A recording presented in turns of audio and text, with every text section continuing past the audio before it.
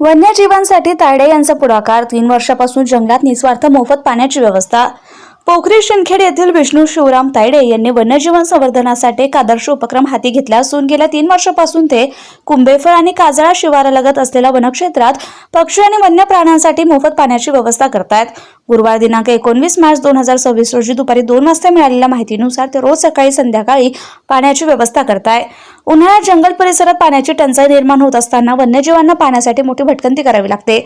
या समस्येची जाणीव ठेवून तायडे यांनी स्वतःच्या पुढाकाराने जंगलातील विविध ठिकाणी पाण्याची टाकी आणि पाणवठे तयार करून नियमितपणे पाणी भरून ठेवण्याचं काम सुरू केलंय. त्यांच्या या उपक्रमामुळे अनेक पक्षी आणि वन्य प्राण्यांना दिलासा मिळतोय. तायडे हे कोणत्याही प्रकारच्या अपेक्षा न ठेवता स्वतःच्या खर्चातून आणि मेहनतीतून हे कार्य करत असून त्यांच्या कार्याची परिसरात सर्वत्र प्रशंसा होतीये. विशेषतः उन्हाळ्याच्या तीव्रतेत हा उपक्रम वन्यजीवांसाठी जीवनदायी ठरतोय. स्थानिक नागरिकांनीही त्यांच्या कार्याचं कौतुक करत अशा उपक्रमामुळे पर्यावरण संवर्धनास मोठा हातभार लागतो असं मत व्यक्त केलं. तायडे यांचा हा उपक्रम इतरांसाठी प्रेरणादायी ठरत असून वन्यजीव संरक्षणाबाबत समाजात जागरूकता निर्माण करण्यास मदत होतीये.